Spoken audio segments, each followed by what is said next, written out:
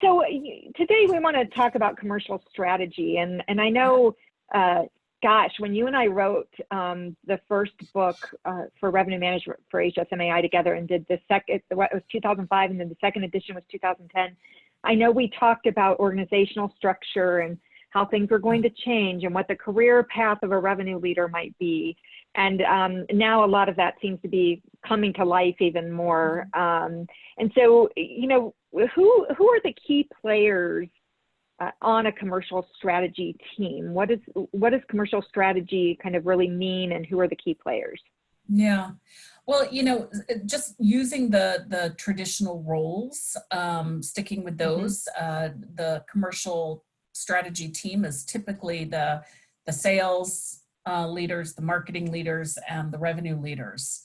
And, you know, I, from my perspective, I see companies who have evolved to that commercial structure, you know, generally have those three disciplines rolling up to them. So, you know, we see there's all different titles, but, you know, a commercial leader usually has those three traditional disciplines rolling up underneath them.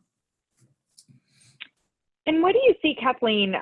You know, I've seen that a lot kind of at the corporate structure, but now I'm starting to see it at especially some of the larger resorts.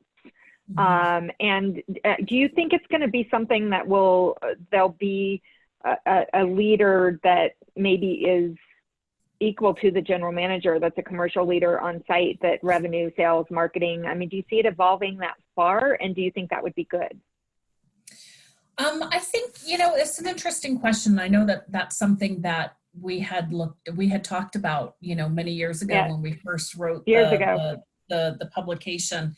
And, you know, I hear mixed opinions about that, because at the hotel level, if you think about it, you know, a GM's role is not only financially to make sure that, you know, everything's being optimized, but also from an operations perspective, that the customer service is where it needs to be.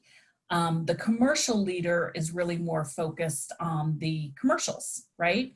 Right. The top line revenue and everything that kind of drives there. So I don't know that they're ever going to become an equal player. Maybe some. You know, when I was overseeing revenue for a company in my past life, I had an owner, a pretty big REIT owner, actually say to me that, you know, in their opinion, the revenue person at that time was just as important as the general manager, and would put them on that kind of same level. I don't know that we're ever going to get there, because ultimately there does need to be one person responsible for an asset. But I think, you know, elevating that kind of commercial role to have a significant voice, and I'm not suggesting that it should be a revenue person, we're just using that as an example. But I think it's a good discussion that the industry has to have and consider. There needs to be one strong voice on behalf of the hotels as it relates to all the commercials. Right. So how do you envision this perhaps changing in the future, if we have more of these discussions around how people are deployed and, you know, who's leading in certain areas? You know, what do you think might happen in the future? And do you think COVID is going to drive any of it? Yes, absolutely. I think COVID will drive a ton of it, because now's the time, right? Now's the time for hotels, whether they're the individual hotel or a hotel company, to really take a look at how they're doing things. You know, I feel like that this is still a relatively new way of thinking for so many. The discussions have been around for a while, as you and I just acknowledged, and some people have adopted to this new way of thinking, but others are, if they're talking about it, great, while others are still just learning about it, right? And change is scary, you know, and this is a huge change, because it's really completely reorging how hotels work, or how hotel companies work.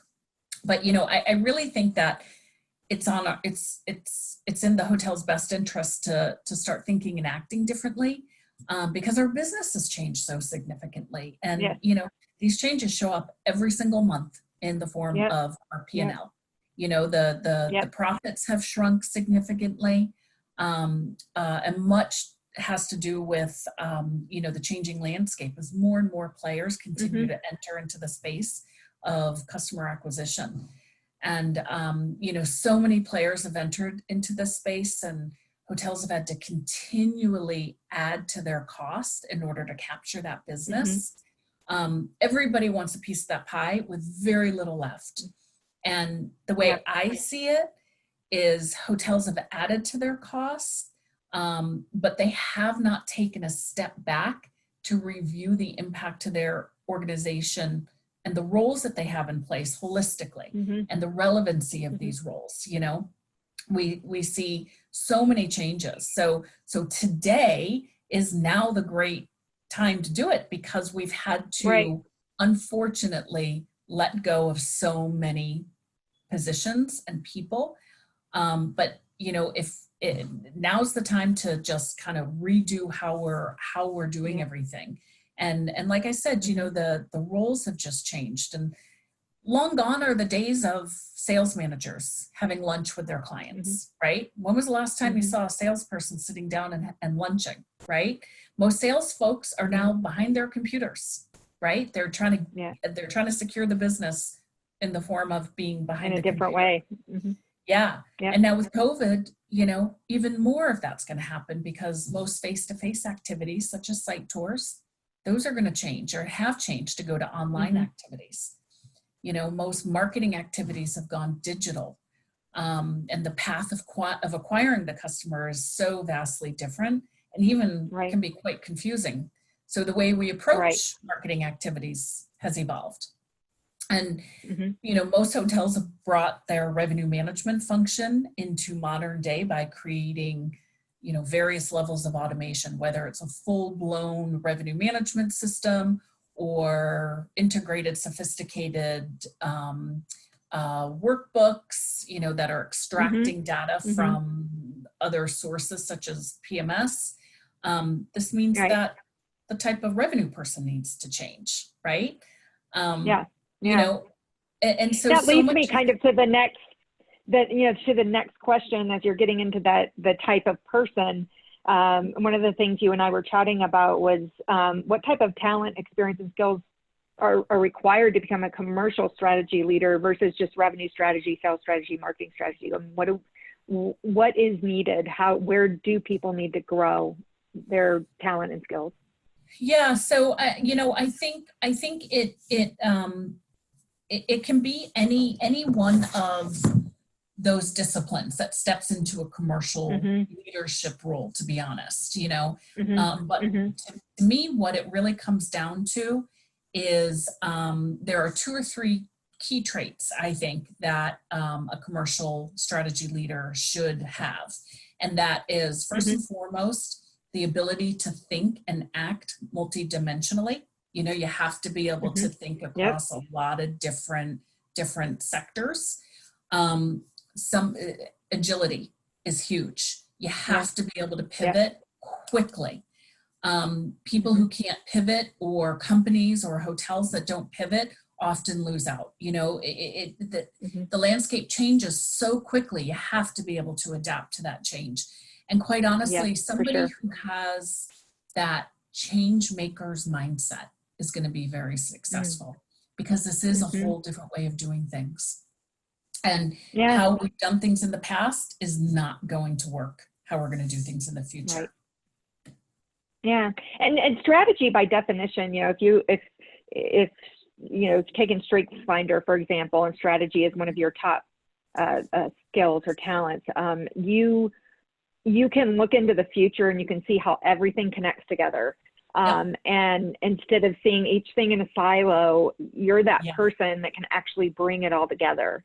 And so having that strategic mindset around, if I do this activity in sales and this thing in marketing, how does that impact revenue? And, Right. all of the pieces that need to go together, and, that looking forward.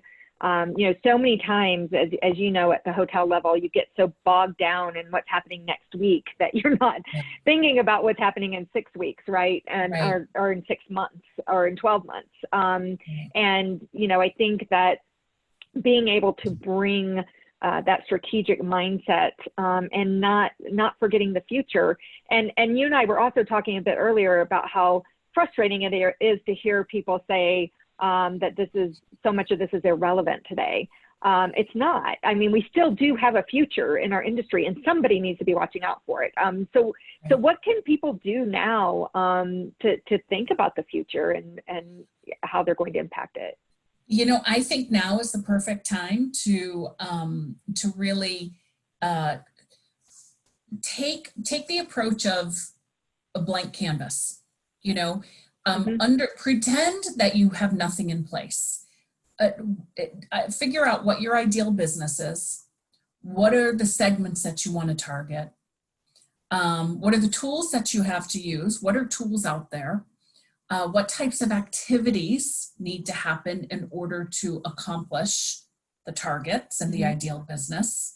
And then take a look to see, okay, now what types of people and roles do we need to have in order to achieve all of those? So, start with a blank canvas. Don't continue adding to the existing traditional organization, because all we're doing is just adding more cost, adding more people, adding more tasks. Break it down. Start with a completely blank canvas. Pretend you have nothing in place. What is it that you need in today's world? It's very different than what we had back then. It is. Yeah. For sure. I when I watched Andrew Rubinacci on, I believe it was HSMAI, he talked about how Omni has shifted from being very sales heavy organization to being a very marketing heavy organization, because and they still have their revenue team, right? But they realized that group sales, having that many people deployed against group sales right now, is not necessarily the best use of resource. Like, we need more people being creative marketers out there, and more people responsible for communicating with our guests who aren't showing up at our hotel right now. So, I think, some hotel companies are doing a great job of really thinking through all of this. And then I see a lot who are just in this still panic mode of being paralyzed and not making changes. Yeah. Do you see that as well? Yeah. I mean, it's still the same kind of reaction to, okay, we just have to cut costs. And agree, like, I get it. Cash is an issue right now for almost all hotels, if not all hotels. Right. So I get it, but be a bit more strategic in that. Okay, who are the people that you want to march forward with? What are the key activities that are going to get you out of this? What are the key activities that are going to get you that business that will be out there or that is out there? And I mean, there isn't a lot of groups booking, but they're still booking, right? But maybe especially smaller ones. Yeah, exactly. So, just take a look to see who you might have deployed against that, and what is your best defense against getting those groups into your hotels. Yeah. What's the best message that you can get out there, and who do you need? What activities do you need in order to achieve all of that? Yeah. So I have a couple of questions from the audience, Kathleen. The first is, larger hotel operators have been really shy on moving in this direction. Do you think independent companies will take the lead on this going forward? It's a really good question, whoever asked that question. So you know him very well. I do. You were talking to him earlier. Yeah. Oh, yeah. Great question. And I think that independent hotel companies and hotels, by the way, have the best opportunity to move in this direction quickly. And the reason for that is independents are typically very agile. They don't have a bunch of structures that they have to work through, or a bunch of different silos that they have to work through. And they can be very flexible, very agile. And like I mentioned, you know, one of the critical things is going to be able to pivot when you have to pivot.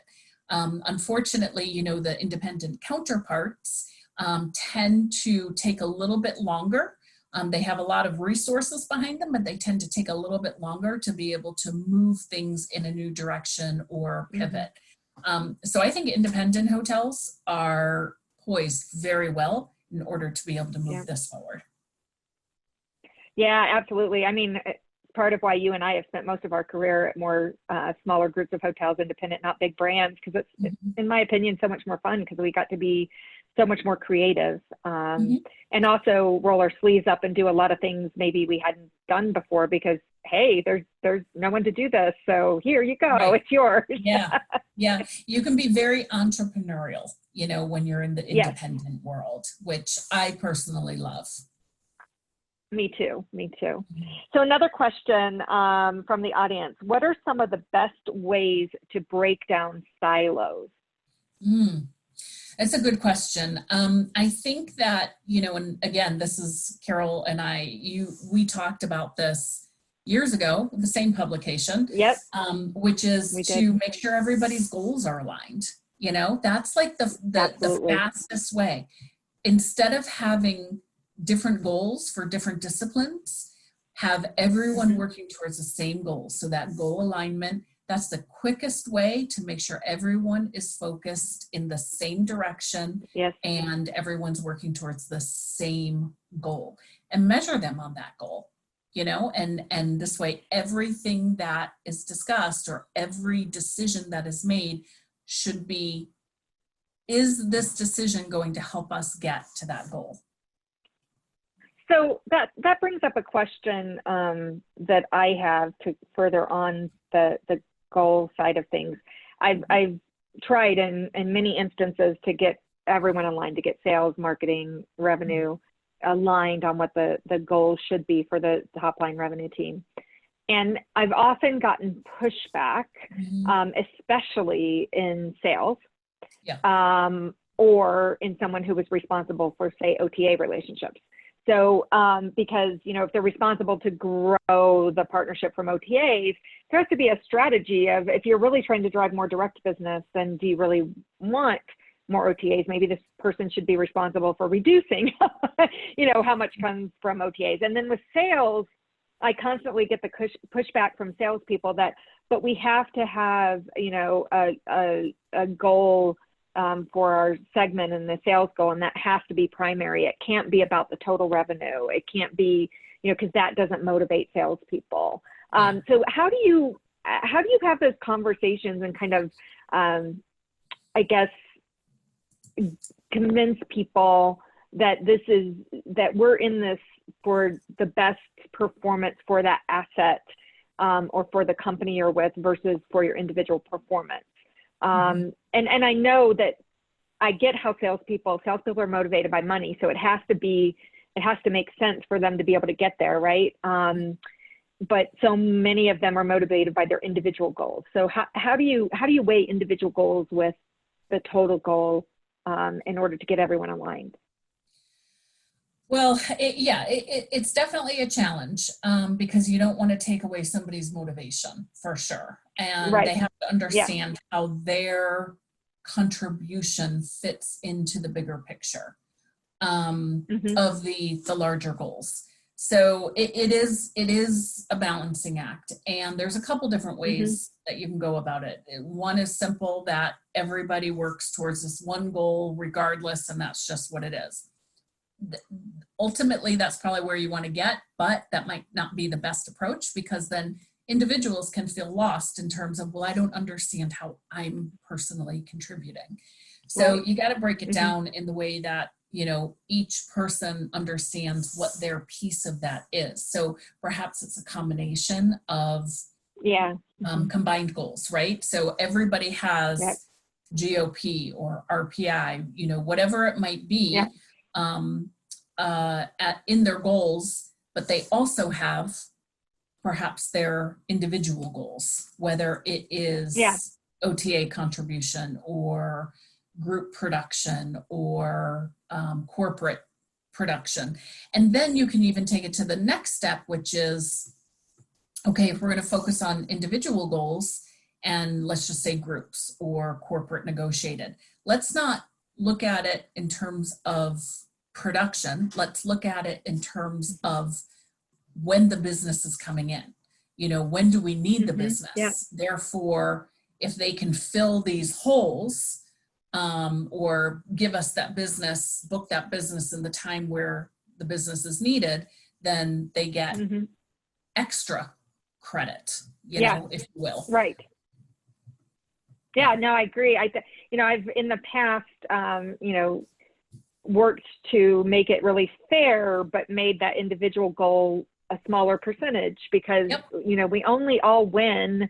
And the owner only wins, the owner of the asset only wins when we have that total revenue goal in mind, or, even a piece of GOP, because if we can drive ADR up, then more flows to the bottom line, right? So, I think it's an interesting conversation, and I think there is still a lot of pushback around it in various circles, but I really do believe through collaboration with everyone, like listening to everyone, like, why is your individual goal so important to you? And what do you feel you're going to lose if we adjust this, allowing everyone, instead of doing it in a back room somewhere, having everyone be able to talk about it and how it's going to impact them and, what their motivation is. And then, as you said, explaining what their role is in the bigger picture is I think, super important to this. Absolutely. So if someone wants to lead in an executive level in a commercial strategy position, how do they navigate their career path to go there? What are some of the practical things they can do? I know that this isn't a direct or straight answer, but I'm not one that I've never been big on saying this is the path that you must go down, right? To me, it's more about your attitude, your willingness, your expanding beyond your current role. So I would say, be curious, don't stay in your own lane, respectfully. Get involved, and branch out and do crossover, understand what marketing is all about, understand what sales is all about, understand what revenue is all about. To me, understanding those and crossing over and getting involved is going to be your best path to having the highest chances of being able to lead. Yeah, absolutely. And I would say also talk to whoever your leader is about what your career goal is. Yeah. And because then they'll know, hey, maybe I'll throw this project Kathleen's way because Kathleen wants to go in this direction. And, being sure that you're talking with your leader and your mentors about, what you want for your future. I can tell you, you and I have both been in commercial strategy leadership positions, and it's so much fun. I mean, I think the creative space that you can get in by having sales, marketing, revenue, and I also had IT at a couple of positions, and that also can get really creative, with that side of it. But having those roles, regularly interacting and in maybe not in a room together, in a Zoom room together, to really get in that creative space, because you can come up with much better marketing programs if revenue and sales has a word in, what's happening, and vice versa, right? So, it's actually a lot of fun to go down this path. So Absolutely. if a hotel has not yet adopted a commercial strategy approach in their organizational structure, what types of steps do they need to begin to take to move in that direction? Well, I think, first of all, back to that goal alignment, let's have that conversation, make sure that at least if you're still working with the traditional roles, make sure everybody is aligned on what the focus should be. Yeah. But then also, redefine what success looks like. We've been working towards RPI, revenue, oh my God. The revenue penetration. And, and that's an important measurement. Many banks, take a look at that. But, we should maybe, look at other things like GOP, and really start measuring everybody on that. You mentioned that earlier. Expand what we're looking at so everybody really does understand the what success should look like. It's really not just about just one measurement. And then, I would also say if you haven't adopted, that commercial strategy, what I said earlier is that blank canvas, take a look at what your business looks like today or what your ideal business would be, and then map out what you need in order to achieve that. No, that's good advice, Kathleen. Why do you think a hotel should, or a hotel company should make this shift? I mean, what's the benefit of commercial strategy? Honestly, I'm just going to be very blunt: survival. Because like I said, we cannot continue down the path that we have been, which has just been adding cost after cost after cost to, handle these new areas that are coming out. We need to completely wipe clean what we've done, what we have in place, and rebuild for today's landscape. Because many hotels just continue to add on costs without looking at their overall existing organization and how they can redo that. So to me, it's survival. So how would you have a conversation with an owner about shifting this, either at a property level or management company or at a brand? What's the ownership discussion look like? I think from an owner perspective, they're mostly focused on cost, and what the bottom line looks like.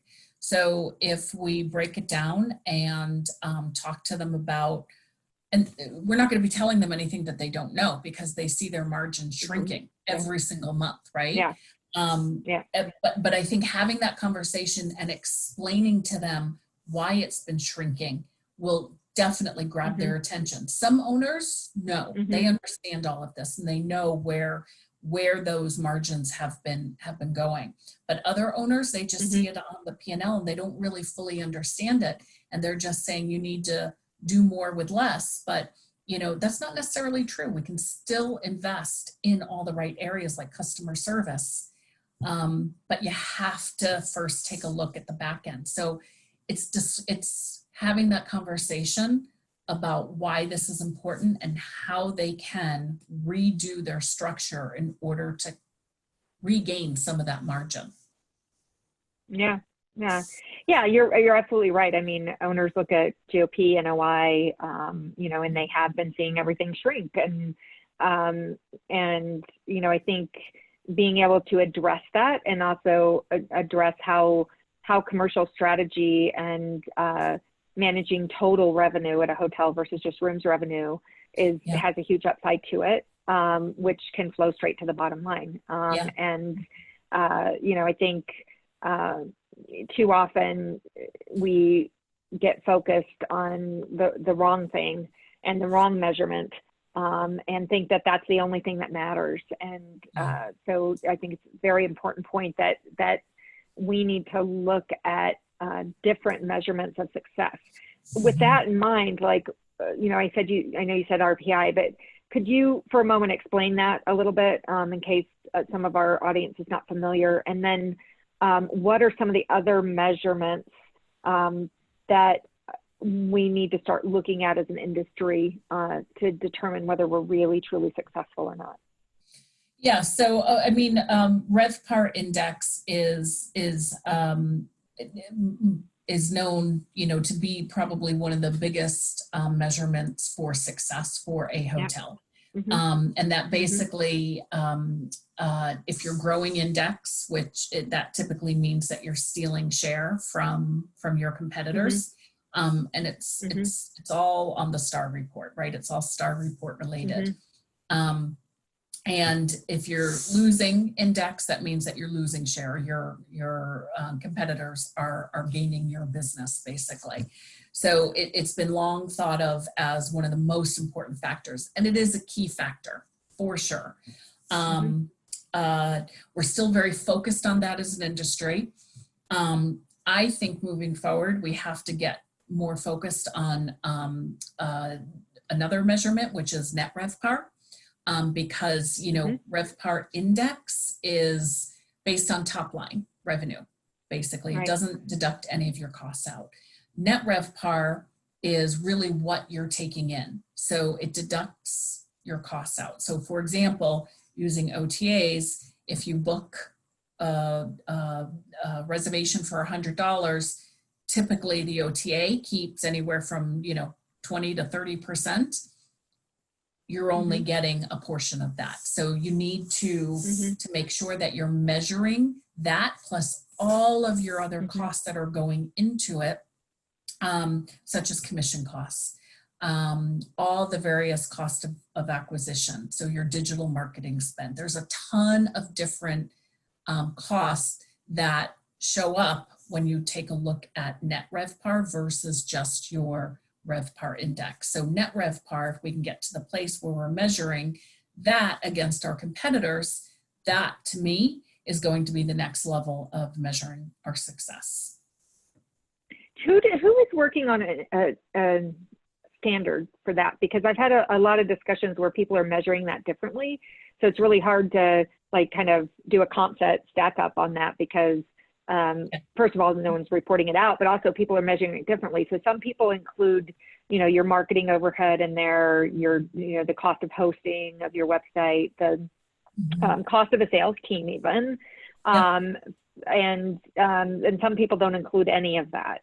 So what are your thoughts around, I know that Cindy S's Green Company has done some work around this, obviously. But, you know, who's creating that standard and, you know, when could independent hotels and boutique hotels start participating in some measurement of that? Well, I think, it's a good question because the industry does not have a standard for that yet. The one that I'm aware of that's doing the most work on that is Cindy Estes Green through Calibri Labs. And, you know, she's doing a ton of education and reach out to different partners, to different companies, to educate, you know, on the importance of this. And I'm a big supporter of it. And I don't know exactly how many hotels she has participating there, but obviously the more she has participating, meaning she's collecting the data, it becomes more meaningful because then everybody who decides to participate has a meaningful data set to compare to. So yeah, we don't have standards yet. I know things are being worked on. I just don't know details of when that's going to happen, who that's going to happen through. But I think we'll get there. Just like, you know, at one point we didn't have the STAR report. I think I'm dating myself. And you know. Me too. I know. Here you I remember. I was telling my son the other day. Oh yeah, we used to have these things called racks where we used to pull the keys out again. He goes, "What are you talking about?" I know. What? Like, oh my goodness. Yes, I'm very old. So we have a couple of questions from the audience. So one is, branded operators leverage their cost structures by clustering those key commercial roles. do you believe that it's a direction independent management companies will have to consider further, especially coming out of COVID, to show value to the owners? Good question. It's a good question. And I assume by that question, you mean like you're taking some property level roles and having sort of like a shared service where you have a group of people providing a service to many hotels. And yes, I think that's a huge opportunity that many hotels can take advantage of. This won't work for all hotels, of course, but for certain types of hotels, it can work and work very well. As a matter of fact, I've done it in my past life, where you have a group of people that have an expertise, and for certain types of hotels, it really works well to use the same people to provide services to multiple hotels at the same time. And these are typically hotels that, don't necessarily have a ton of non-room revenue streams, right? So maybe they have most of the focus is rooms revenue. Maybe they outsource their restaurants, or they don't have restaurants. And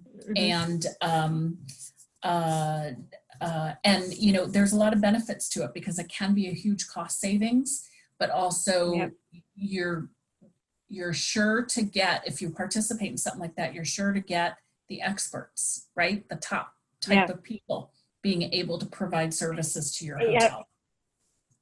Yeah, and Kathleen, I'd just like to add a little plug there that, PHG Consulting and Dragonfly have partnered together, to offer these services to a lot of hotels. And, you get a level, you're engaged, I'm engaged, or Lisa's engaged, you get a level of strategy that you won't get for a more junior resource, right? So, I have seen hotel companies also reconsidering, do we really need a full-time resource right now? How can we partner with experts that can do this for a fraction of the cost and yet have a higher return? Yeah, absolutely. And it's so true because, and I think you and I are both having very similar conversations. And yeah, we do a lot of work together to support each other. But a lot of companies, we mentioned, they had to furlough people. Everybody knows that. They had to lay off positions. Everybody knows that. They're now starting to have to take real hard look at what can they afford to bring back. So if you can't afford to bring back a full-time revenue person, for example, just sticking with that position, then you can hire a service to be able to do that. So, we typically collaborate together, PHG Consulting and Dragonfly, to offer those services to multiple hotels, and it really, it saves the hotel money. And they get the expertise of our top talent, of people that we have on our teams, but they also get people like you and I to have input. So you're kind of getting more for less. Yeah, no, totally. And it's the same, we offer distribution services that way as well, right, Kathleen? So we partner together and things like that because, we know the systems inside and out. So if someone does have a revenue leader, but they can't bring their whole team back to load rates, we have people who can do that and do it right the first time and, make sure it's all the way pushed out to all distribution channels. And we know how to do it in Sabre even when it's, Sabre can be the most challenging with negotiated rates. So, there are a lot of different things I think that hotels are going to look to during recovery, where maybe they can't bring all of their people back because revenue levels just are taking much longer to get back than any of us thought they were, especially for those city center hotels, right? I mean, some resorts, as we said, are, doing better than they did last year, but, for those city center hotels, they still need somebody looking at the future. They still need someone managing this. So that's where, just a little plug for PHG Consulting and Dragonfly, with that, because I think that people are going to need qualified resources, but not full time, perhaps. Well, another question. Oh, go ahead. I'm sorry. Well, I was just going to say, I had a discussion this morning with a hotel that, a hotel company that they have 2 hotels opening next year, and so they need resources to help prepare. You know, it's another good way to use some shared services. Sorry, I didn't mean to cut you off, but Absolutely. there's just so many Oh, different ways. no. Yeah. Yeah, you know, you're absolutely right. In fact, you know, one of the companies that we collaborate with has been working on a really large brand opening, and there's no one to build the GDS out for weeks and weeks and weeks. And so, you know, I think there are a lot of things that we could creatively do as an industry to provide those services, those shared services. Yeah. Another question from the audience. What do you recommend for marketers to do to evolve and get more involved in commercial strategy and be strong partners?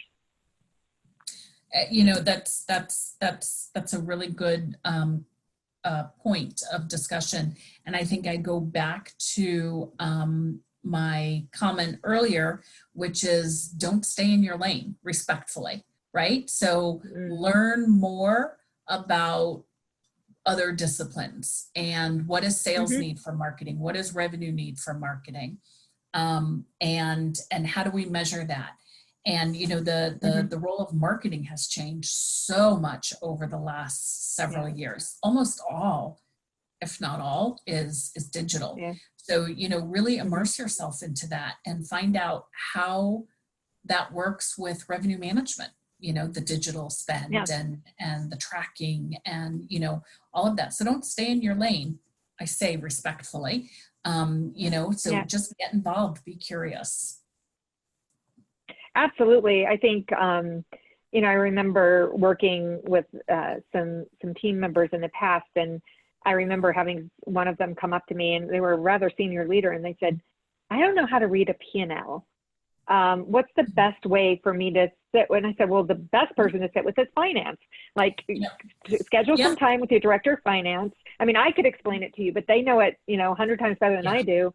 So be humble, like just be humble, like admit when you don't know something and say, and go in and learn everything you can. Understand how to read a P&L, understand how to put a sales plan together, understand how to read the STAR report. You know, I mean, learn all the things that you can possibly learn to prepare yourself to speak it in the same language across all these disciplines and to understand their analytics and their KPIs.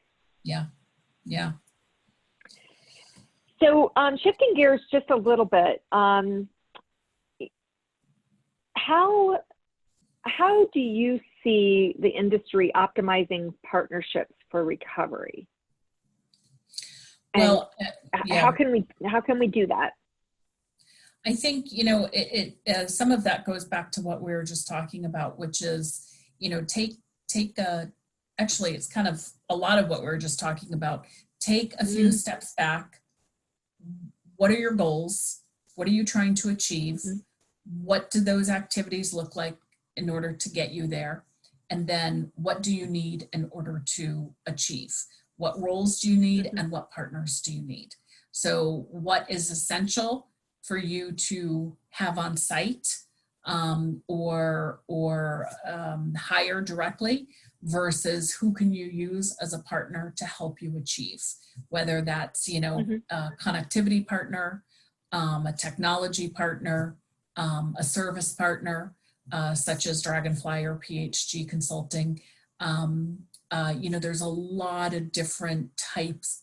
There's a lot of different ways to get the same job done. So what makes and what makes sense for one might not make sense for the next person.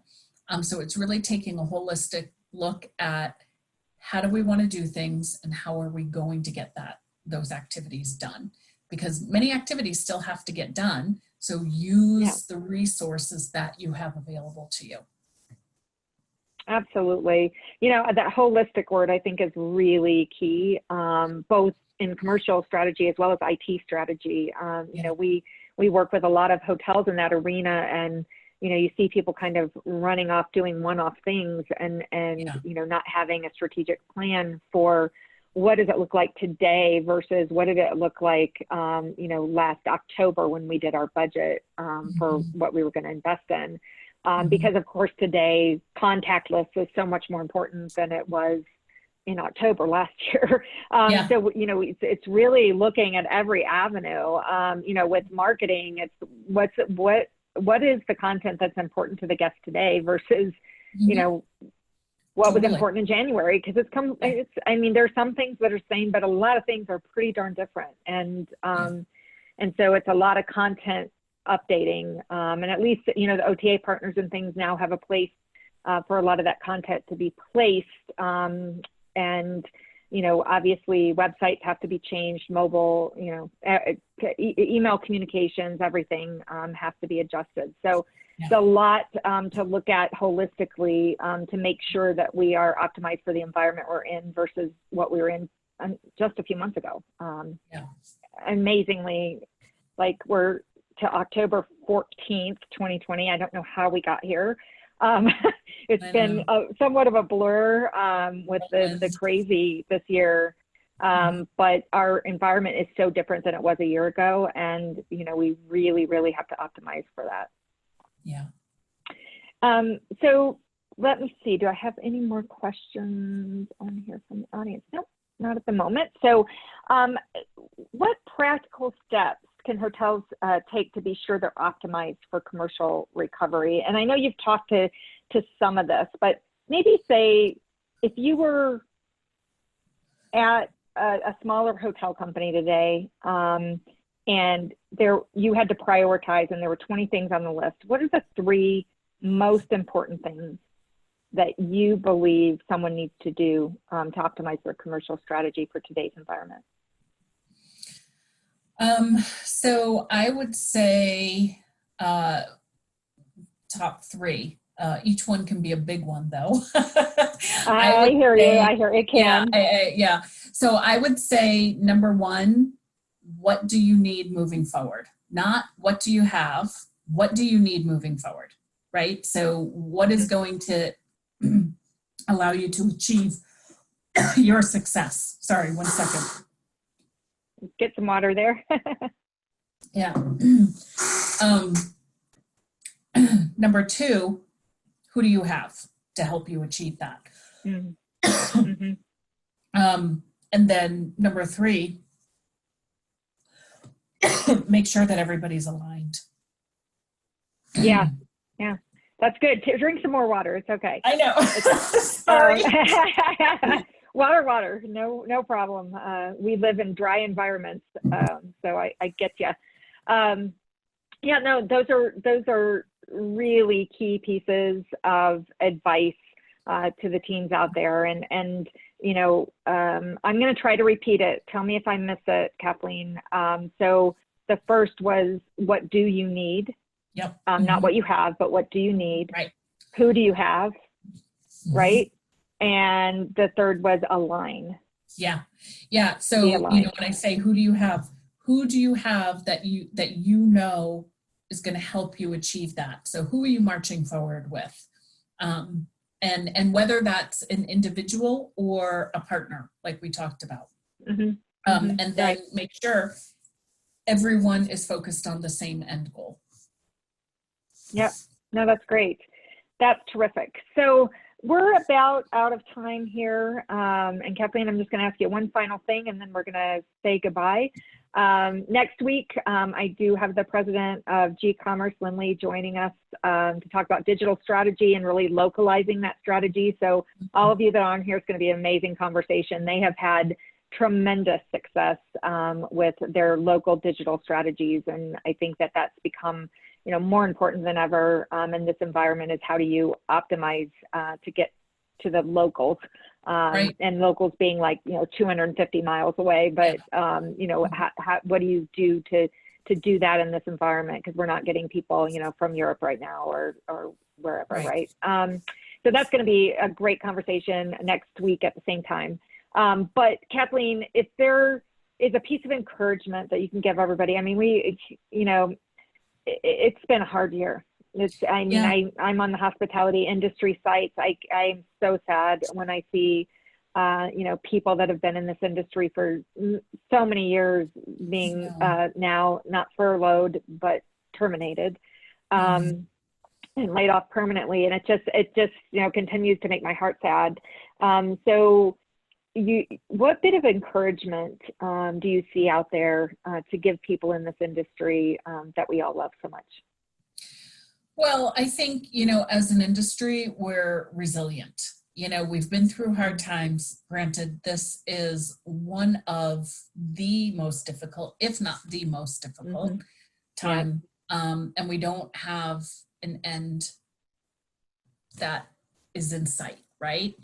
We all have our right. guesses, but what I do know is that we are very resilient. Um, so that's kind of what I hold on to, is that I know we'll come out of this. I know we will. I have no doubt. It's just a matter of when. Yeah. And you know, quite honestly, many, as unfortunate as this timing is and as difficult as this is, I am a firm believer that things must get worse before they get better. So I do think that we'll come out of this with a lot of new ways of doing things, a lot of lessons learned, a lot of changes. And change can be scary, but I think ultimately it can be also very, very good. Absolutely. Absolutely. So, you know, let's be resilient together. You know, we've been saying this all along. We're all in this together. And, you know, I couldn't thank you enough, Kathleen, for being on today and just being a colleague to me and a trusted friend. And also just, you know, being in each other's corners and being sounding boards for each other on text late on a Friday night sometimes, but, you know, just, you know, just being able to, I was thinking yesterday actually just about the richness of friendships that I have in this industry and how much I trust so many people. And I don't think I could have chosen, here I go getting emotional. I don't think I could have chosen a better industry. And I still believe that today. And so I have niece and nephew who just graduated from University of Houston in hospitality, and they can't get a job. But I still am telling them it's still the best industry. It will come back. You will be able to be in the industry that is the industry we all love. So thank you, Kathleen. Stay well. Stay smoke-free in California. No more fires, no more disasters. And, you know, just enjoy the rest of your week. Really appreciate your partnership and your friendship.